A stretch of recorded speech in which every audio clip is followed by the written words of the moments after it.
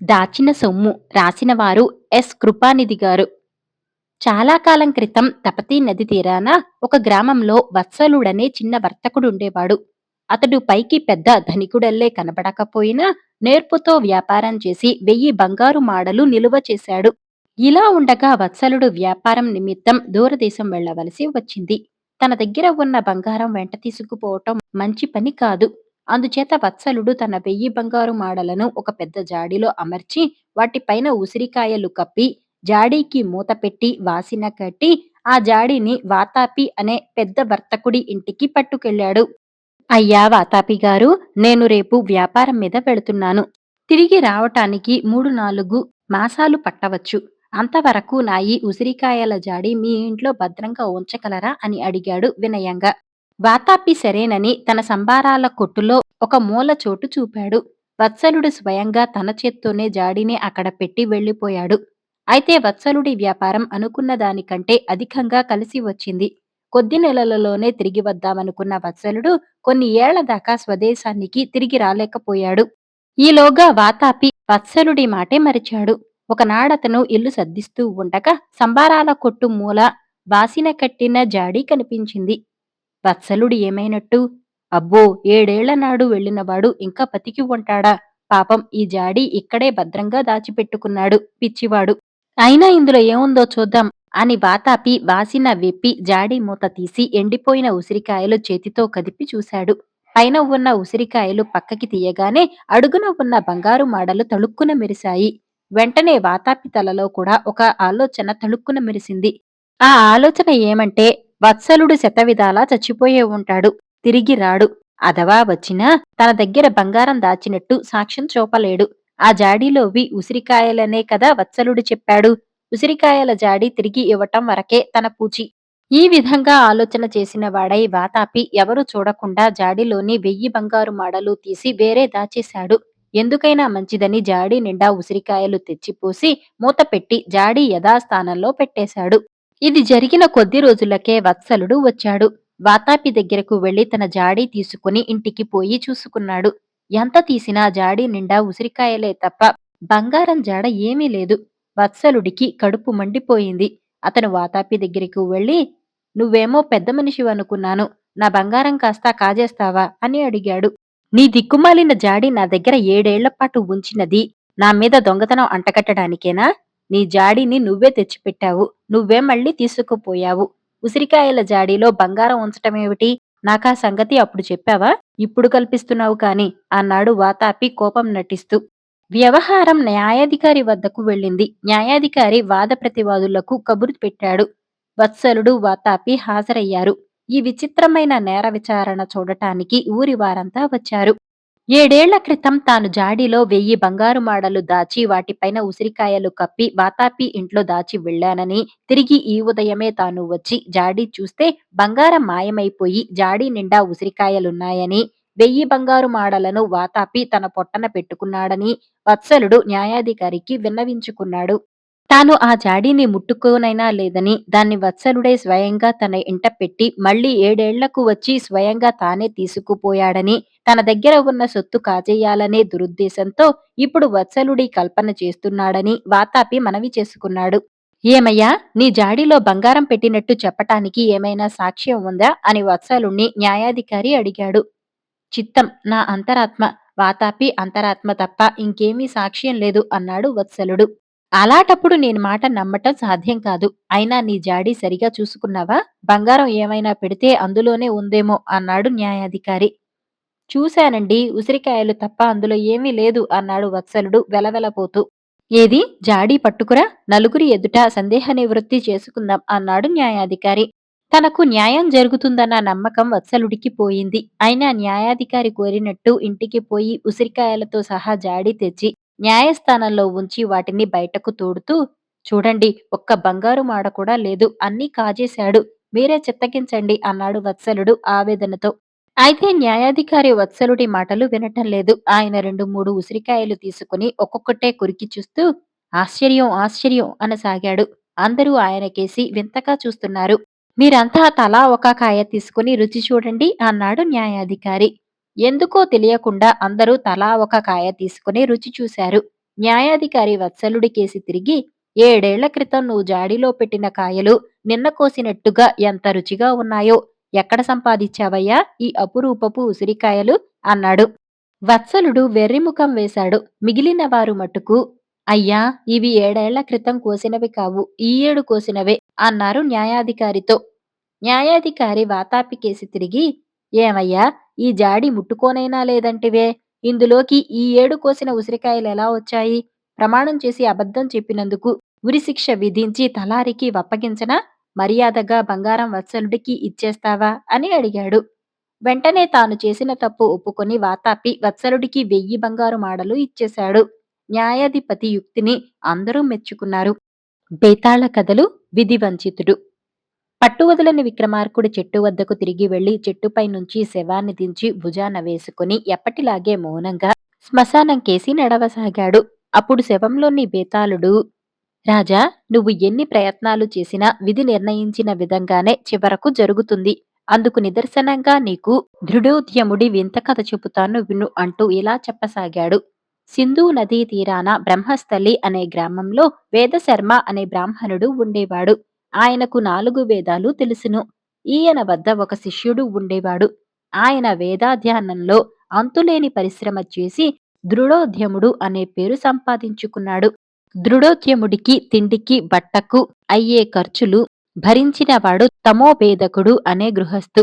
దృఢోద్యముడు భిన్నతమసుడు అనే ఆయన ఇంట ఉంటూ ఉండేవాడు. ఈ విధంగా దృఢోద్యముడు అమిత దీక్షతో అధ్యయనం చేసి 10 ఏళ్లలో 4 వేదాలు అభ్యసించాడు. ఒకరోజు రాత్రి భిన్నతమసుడు దృఢోద్యముడితో మాట్లాడుతూ, "నాకు ఈ విశాలమైన ఇల్లే కాక విస్తారమైన ఆవుల మందలు, గేదెల మందలు, పొలాలు, బానిసలు, స్త్రీజనము, రక్షకులు కూడా ఉన్నారు. నేను ఎంతో పాండిత్యం సంపాదించి ఉండి కూడా జన్మతః కర్షకుణ్ణి కావటం చేత నా జ్ఞానాన్ని ఉపయోగపరచలేకపోయాను. ఇప్పుడు వృద్ధాప్యం వచ్చేసింది. మహర్షులు చెప్పినట్టు నా మిగతా జీవితాన్ని తీర్థయాత్రలలో గడప నిశ్చయించాను. ముక్తి కోరిన వాడు వారణాసి వద్ద అవిముక్తం సేవించాలి. నాకున్నదంతా నీకిచ్చేస్తాను తీసుకో" అన్నాడు. దృఢోద్యముడు అందుకు ఒప్పుకొని మర్నాడు తన గురువు వద్ద తమోభేదకుడి వద్ద సెలవు పుచ్చుకొని వచ్చి ఆస్తిని దానంగా పుచ్చుకుంటానన్నాడు. అయితే మర్నాడు భిన్నతమసుడు ఎంతసేపు ఎదురుచూసినా దృఢోద్యముడు రాలేదు. మధ్యాహ్నం కూడా అయ్యేసరికి భిన్నతమసుడు అతన్ని వెతుక్కుంటూ వెళ్లి అతను తమోభేదకుడి ఇంటి ముందు తారాట్లాడుతూ ఉండటం చూశాడు. "నేనింకా తమోభేదకుడి వద్ద సెలవు పుచ్చుకోలేదు. ఇంట్లో అందరూ అడావిడిగా ఉన్నారు. కారణం తెలీదు" అన్నాడు దృఢోద్యముడు భిన్నతమసుడితో. భిన్నతమసుడు నవ్వి, "తమోభేదకుడి భార్య ప్రసవించబోతున్నది. అందుకే అడావుడి. ఆమెకు ఆడపిల్ల పుడుతుంది. నువ్వామెను పెళ్లాడతావు. ఆమె కులం చెడుతుంది" అని చెప్పి వెళ్ళిపోయాడు. ఇది విని దృఢోద్యముడికి కంగారు పుట్టింది. తమోభేదకుడికి నిజంగా ఆడపిల్లే పుడితే భిన్నతమసుడు చెప్పిన మిగిలిన 2 విషయాలు కూడా నిజమవుతాయని అతనికి తోచింది. అతను ఇలా అనుకుంటుండగానే తమోభేదకుడు, "ఛీ, ప్రారబ్ధం" అనుకుంటూ బయటకు వచ్చాడు. ఆయనకు ఆడపిల్లే పుట్టింది. భిన్నతమసుడు చెప్పిన విషయాలు అబద్ధం చేసి తాను ఆ పాపిష్టి పిల్లను పెళ్లాడకుండా ఉండగలందులకు దృఢోద్యముడు మర్నాడే బయలుదేరి సింధూ తీరాన్ని వదిలేసి 10 ఏళ్ల పాటు నానా దేశాలు సంచారం చేసి చివరకు గంగా తీరానికి వచ్చాడు. ఒకనాడతను ఒక బ్రాహ్మణ గ్రామం చేరి ఒక ఇంటికి వెళ్లి అక్కడ కనిపించిన వృద్ధురాలితో, "అమ్మా, కాసిని మంచినీరు ఇప్పించండి" అన్నాడు. ఆ వృద్ధురాలు, "అమ్మా తమాలిక, ఒక పీటా చెంబుతో నీళ్లు తీసుకునిరా తల్లి" అని కేకపెట్టింది. లోపల నుంచి ఒక పిల్ల వచ్చింది. ఆమె నల్ల దుస్తులు ధరించి మెల్ల కళ్లతో ఒకేసారి అన్ని దిక్కులా చూస్తూ కుంటిగా నడుస్తూ ఒక చేతిలో పీట, ఇంకో చేతిలో నీళ్ల చెంబు పట్టుకొని వచ్చింది. "కూర్చో" అంటూ ఆమె పీట వెయ్యబోయి చెంబును కింద వేసింది. "అదేం పనే అమ్మా, మళ్ళీ చెంబుతో నీరు పట్టుకురా" అన్నది వృద్ధురాలు. దృఢోద్యముడు విశ్రాంతిగా కూర్చున్న మీదట ఆమె అతన్ని, "ఏ దేశం నుంచి వస్తున్నావు? ఎక్కడికి పోతున్నావు?" అని అడిగింది. "అన్ని దేశాల నుంచి వస్తున్నానని చెప్పొచ్చు. ఏ బ్రాహ్మణ గ్రామంలోనన్నా స్థిరపడి పిల్లలకు చదువు చెబుతూ జీవితం వెళ్ళబుచ్చుదామనుకుంటున్నాను" అన్నాడు దృఢోద్యముడు. "అయితే నువ్వు మరెక్కడికో పోనవసరం లేదు. చదువులో పెట్టవలసిన వాళ్ళు నా మనుషులు 2 వాళ్లకు నువ్వు కావాలి. నీకు వాళ్ళు కావాలి" అన్నది వృద్ధురాలు. దృఢోద్యముడు సరేనని ఆ గ్రామంలోనే ఉండిపోయి 2 ఏళ్ల పాటు ఆవిడ మనమలిద్దరికీ చదువు చెప్పాడు. ఇంతలో ముసలావిడకు ఒక ఆలోచన వచ్చింది. తమాలికకు పెళ్లిఈడు వచ్చింది. ఆమెను దృఢోద్యముడికే ఇచ్చి చేస్తే సరిపోతుంది. దృఢోద్యముడు కొంచెం ఆలోచించి ఈ పెళ్లికి ఒప్పుకున్నాడు. ఎక్కడో పడమటి సముద్ర తీరాన ఉన్న తమోభేదకుడి పాపిష్టి కూతురితో పెళ్లి తప్పించుకోవటానికి ఇదే మంచి మార్గంగా కనపడింది. అందుచేత అతను తమాలికను పెళ్లాడేశాడు. ఒక సంవత్సరం గడిచింది. ఒకరోజు తెల్లవారుఝామున తమ తమాలిక లేవటం చూసి దృఢోద్యముడు తమాలికను, మీ ఇంటి పెద్ద ఎవరు? ఆ ముసలావిడ నీకు ఏమవుతుంది? నా దగ్గర చదువుకునే కుర్రవాళ్ళెవరు? అని అడిగాడు. తమాలిక గట్టిగా నిట్టూర్చి తన చరిత్ర ఎలా చెప్పింది. ఈ ముసలావిడ భర్త సంపన్నుడు, దానశీలుడు. వాళ్లకు ఒక కూతురుండేది. ఆమెను తండ్రి తన శిష్యుడికే ఇచ్చి చేశాడు. పెళ్లికాక పూర్వం ఎంతో వినయంగా ఉండిన ఆ శిష్యుడు అల్లుడయ్యాక అత్తమామల పట్ల కర్కోటకుడుగా తయారయ్యాడు. తర్వాత అతను తన బావమరిదితో తగాదా పెట్టుకుని సింధు ప్రాంతానికి వెళ్లిపోయాడు. అక్కడ అతను బ్రహ్మస్థలి అనే గ్రామంలో నివాసం ఏర్పరచుకుని వైదిక కర్మలు జరిపిస్తూ వచ్చాడు. కొంతకాలానికి అతనికి ఒక పాపిష్టి కూతురు, యముల వాళ్లలాంటి ఇద్దరు కవల కొడుకులు పుట్టారు. నేనే ఆ కూతురును. నీ శిష్యురాలైన తొర్రిమూతి పిల్లలు నా తమ్ముళ్ళు. మాకు మా అమ్మ, నాన్న బాగా తెలీదు. నదికి వరదలు వచ్చి సింధు దేశం జలమయమైనప్పుడు చిన్నపిల్లలుగా ఉన్న మమ్మల్ని మా అమ్మమ్మ దగ్గరికి పంపేశారు. దృఢోద్యముడి గుండెలో బాణం తగిలినట్టయింది. భిన్నతమసుడి రెండో జోస్యం కూడా నిజమైంది. కనీసం మూడోదైనా అబద్ధం చేద్దామని దృఢోద్యముడు కాశీకి బయలుదేరాడు. పుణ్యతీర్థాలు సేవించి జీవితమంతా పుణ్యం సంపాదించటానికి అతను నిశ్చయించుకున్నాడు.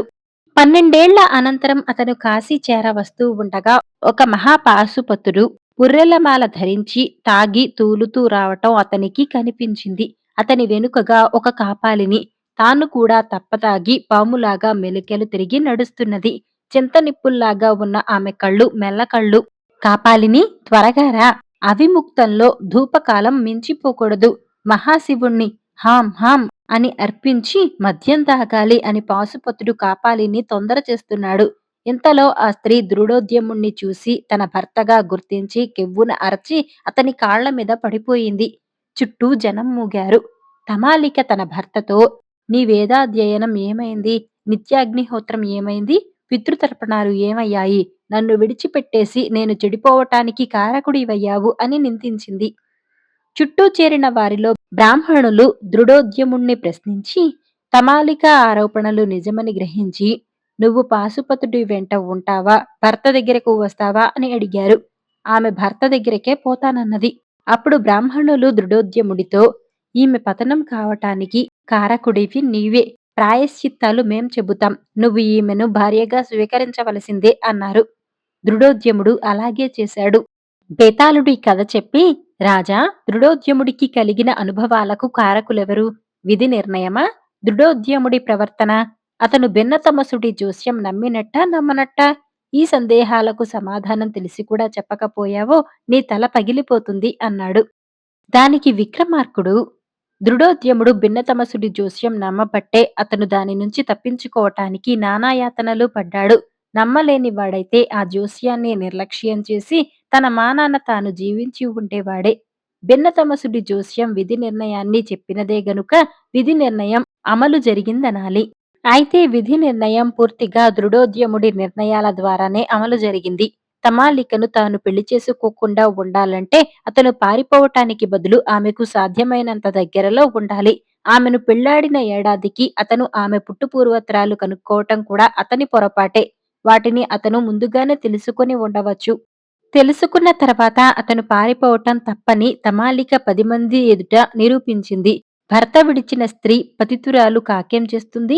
చివరకు కూడా ఆమె అతనితోనే ఉండగోరిందంటే ఆమె పతితురాలు కావటానికి కారణం ఆమె దుర్బుద్ధి కాదని స్పష్టమవుతున్నది. అందుచేత దృఢోద్యముడిది పూర్తిగా స్వయంకృతాపరాధమే అన్నాడు.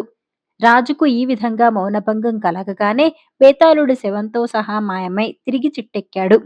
మొనగాడు. రాసిన వారు పి. కళ్యాణసుందరం గారు.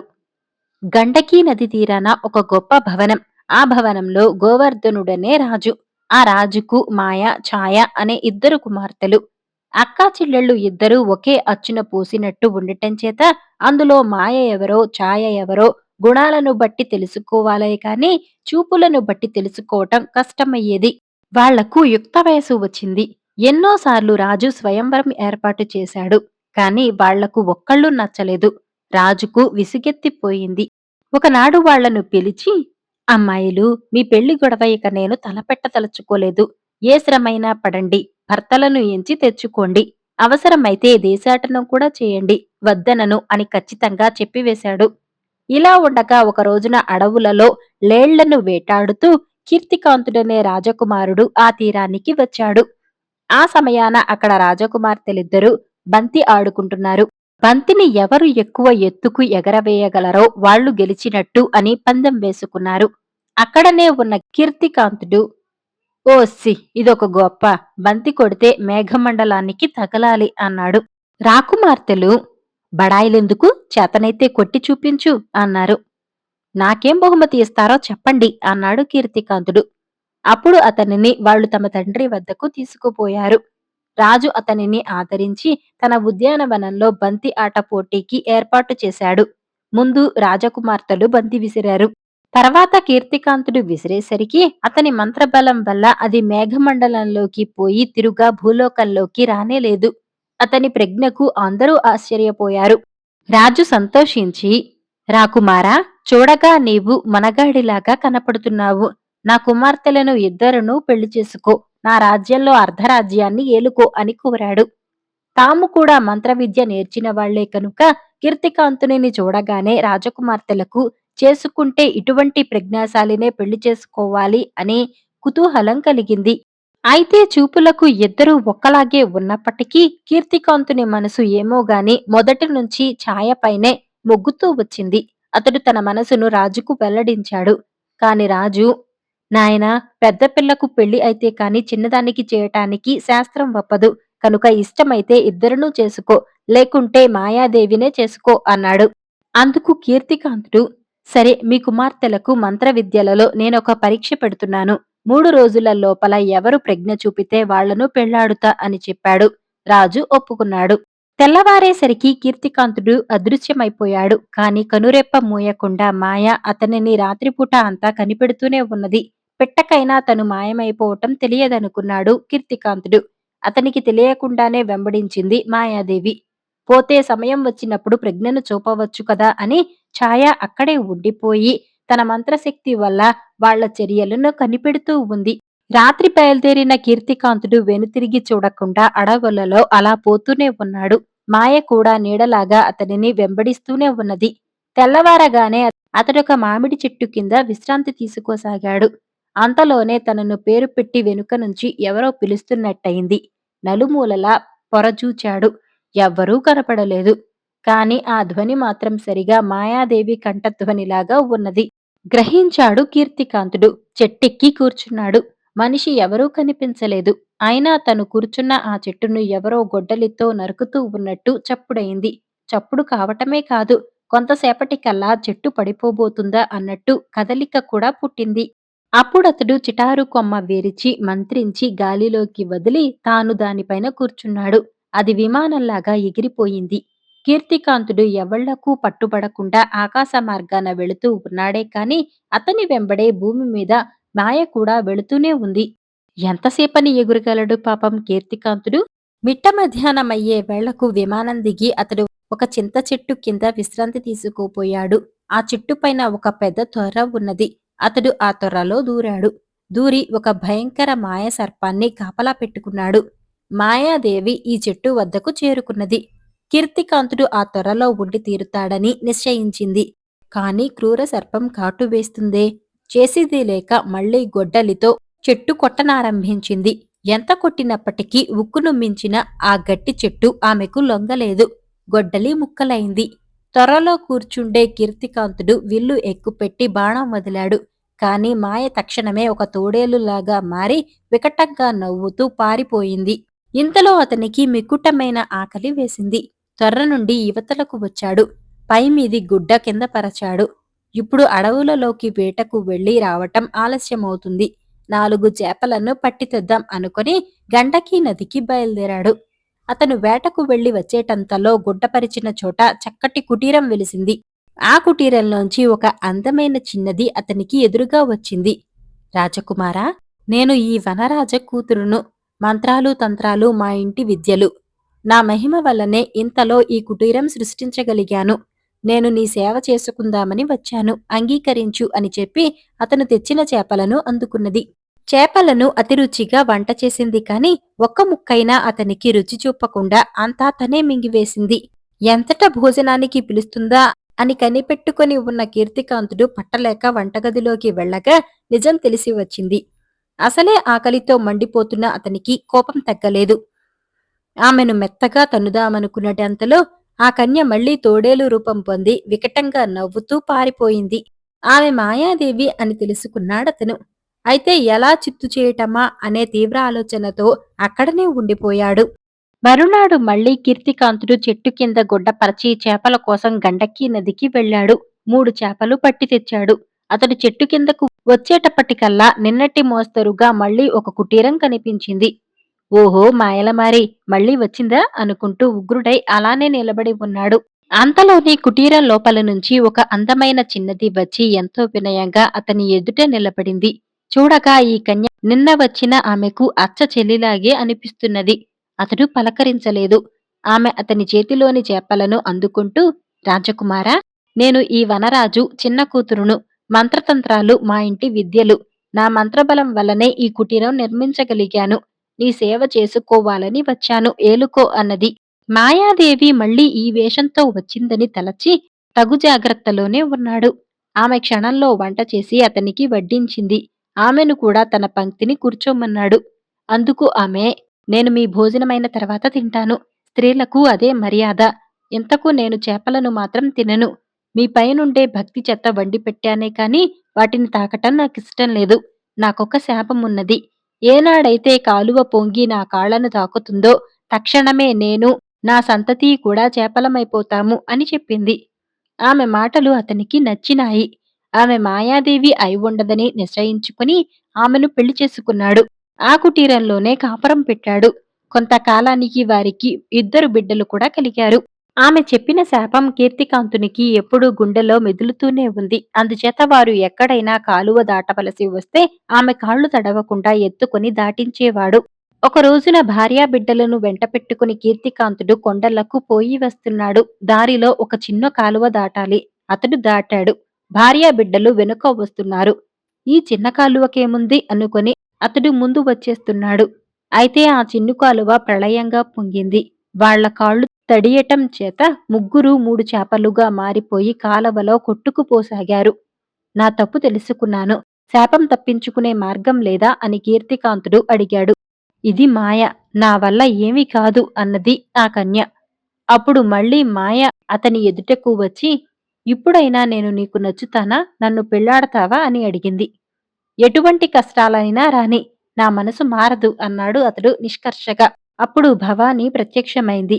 నాయనా కీర్తికాంత, మాయా ఛాయ నా అనుగ్రహం వల్ల పుట్టిన బిడ్డలు. నీవనుకున్నట్టు చూపులకే కాదు గుణాలకు కూడా ఇద్దరూ ఒకటే. నీ వంటి మొనగాడిని ఎంచి పెళ్లి చేసుకోమని నేనే వాళ్లకు చెప్పాను. మాయాదేవి పరీక్షకు నీవు నిలిచావు, గెలిచావు. ఇంతవరకు నీ భార్యగా ఉన్నది ఛాయ. మాయను కూడా పెళ్లాడి సుఖంగా ఉండు అంటూ దీవించి అంతర్హితమైంది. అంతలోనే కాలువలోని నీరంతా ఇంకిపోయి ఛాయ 2 బిడ్డలు చక్కా వచ్చారు. అందరూ కలిసి గోవర్ధన మహారాజు భవనానికి పోయి హాయిగా ఉన్నారు.